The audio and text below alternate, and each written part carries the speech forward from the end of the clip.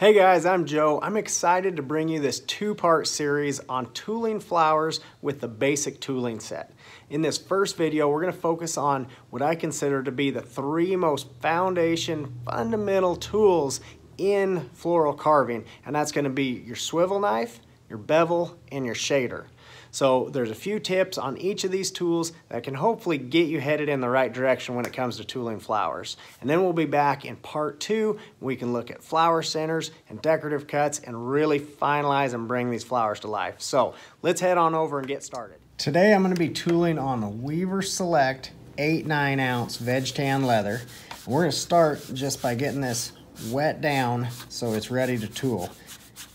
Now, if you haven't caught the video on casing leather, be sure to go back and check that out. That'll give you an idea on where we want that moisture content to be in the leather when we're tooling it. Our first step, we're going to take our pattern, that free download pattern, print it off. I put clear packing tape on the front and the back of that, and that's just going to help protect our pattern as we use that. Using a ballpoint stylus here, or if you don't have that, you can just use an ink pen too, like a ballpoint writing pen. We're going to trace over all the lines on this pattern, and that's going to give us a guide to follow with our swivel knife.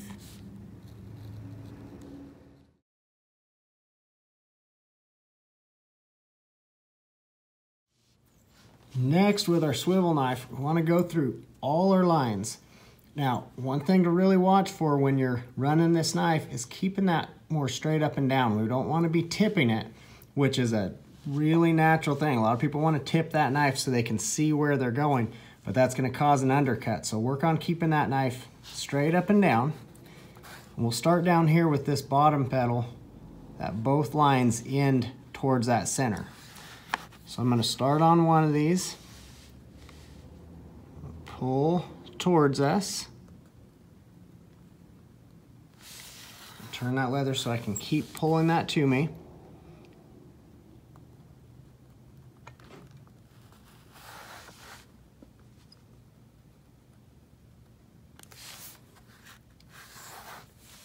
We're going to work our way around. Now when I start this next cut, I don't want to cut right in next to that line. That's going to create a point that can lift up over time. So I'm going to come just outside of that cut to start that.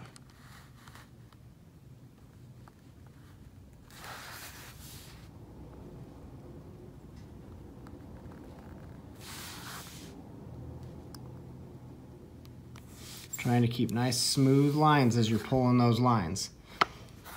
The smoother you can pull your lines with your knife, the easier that's going to be when we come back to bevel those.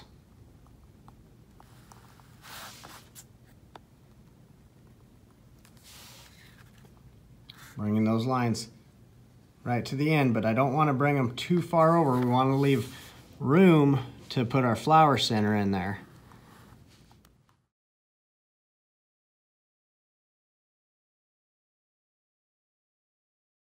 The next tool I'm going to want to go to is my bevel. Now, this checkered bevel is going to give us a nice shadow, and this is going to start creating depth and bringing petals up by pushing background down. So we're going to start with this petal that both of these points come towards the center. That tells me that one's sitting on top.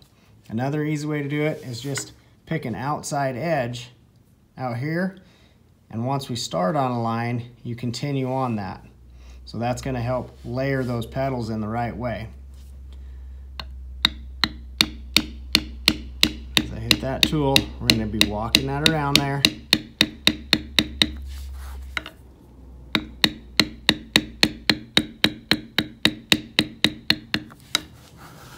Keep walking a little bit at a time. Try to avoid any of the choppy beveling. Now, if you haven't caught our video on beveling, be sure to go back and check that out. That has some great tips to help smooth out your bevel lines. We're going to work our way around beveling all these lines on these petals, and then come back and really spend some time talking about our shading in particular on these flowers to help make those look as smooth and realistic as we can. So continue working around the sides here. We'll keep beveling all these around.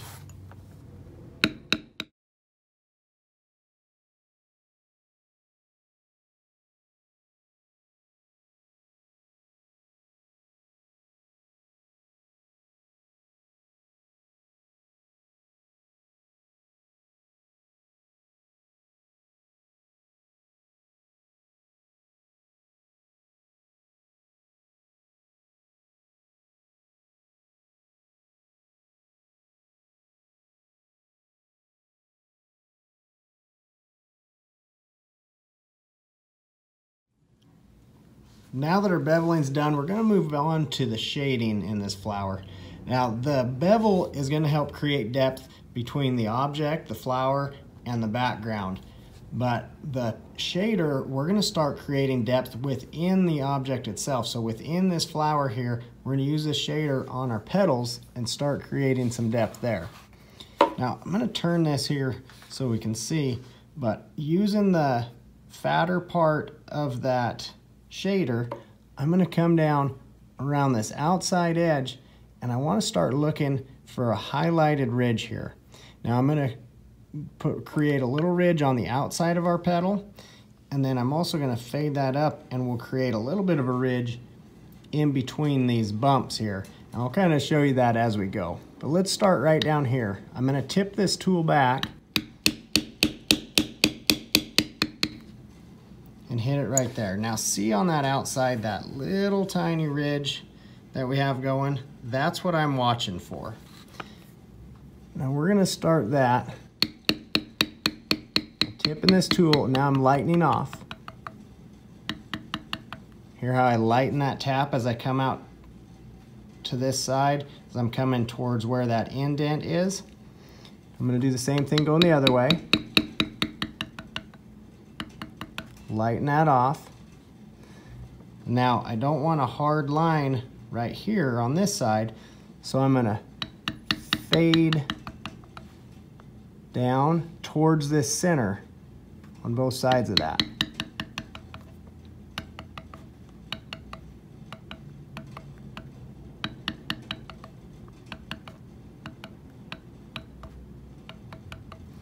And here I'm just barely tapping that, but that's gonna really just fade that impression off to the center as it goes.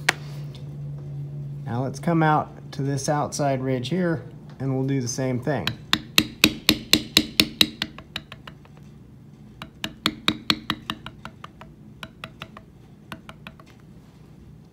See how I watched to create that little ridge on this outside and then also faded it up, and we started creating this higher point of a ridge right within the petal itself. I'm going to shift and we'll do it out here on this side.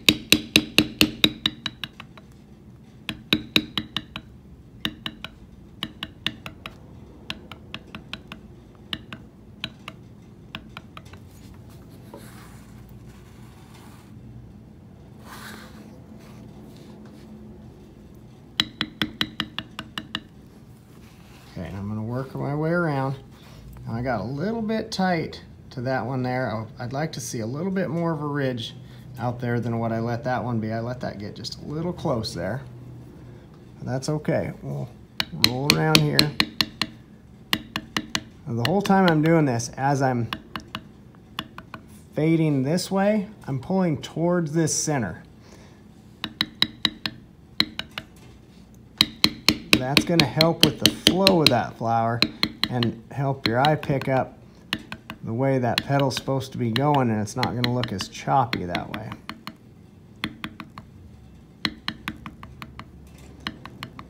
As I'm fading this shader in here too, I'm kind of pushing down and pulling with my fingers on this tool, as well as partially tapping with that mallet. But I don't want it to bounce as I'm tapping it, because that's going to create a lot of chatter in there. So we want to keep that as smooth as we can when we're running that.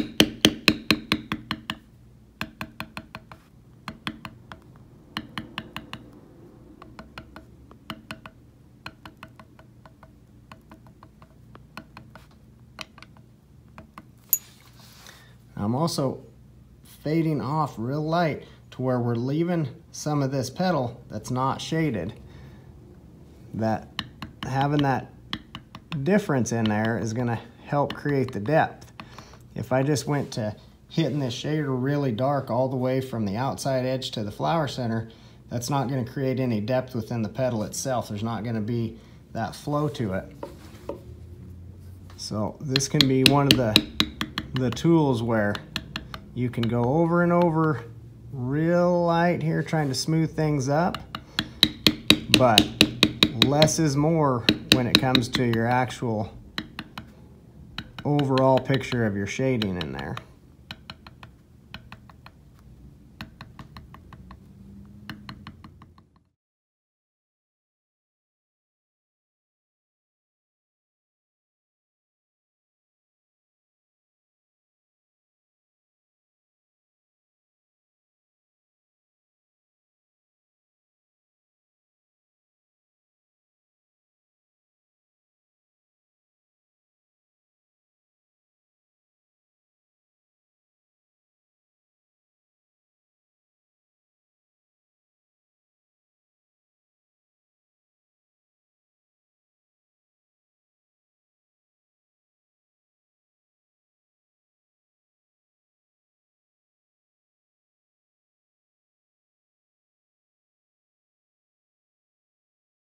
Now you can see that shade has added a lot of depth within the flower petals themselves, and we have depth from the bevel that's setting that flower up away from the background.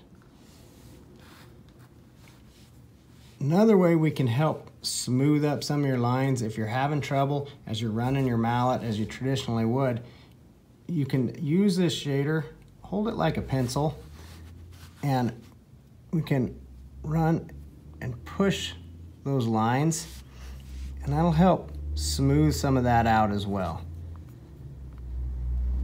I know it's not really traditional tooling to do it like this, but once you have your base going with that shading, but just need to help smooth that up just a touch, just grab a hold of that tool and come in here, smooth those lines the best you can. Remember not to be pushing too hard all the way, because you do want to continue them fading, but there's nothing wrong with smoothing those out a little bit as you go, trying to get that even shading as much as you can.